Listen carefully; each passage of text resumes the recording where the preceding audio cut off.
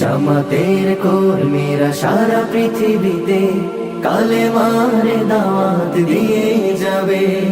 কোরআনের আলোকে সমাজ বিনির্মাণ, কোরআনের আলোকে সমাজ বিনির্মাণ, হাজার জুলুম বাধা উতরে যাবে।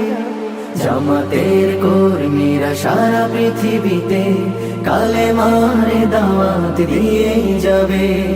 জামাতের কর্মীরা সারা পৃথিবীতে কালেমার দাওয়াত দিয়ে যাবে।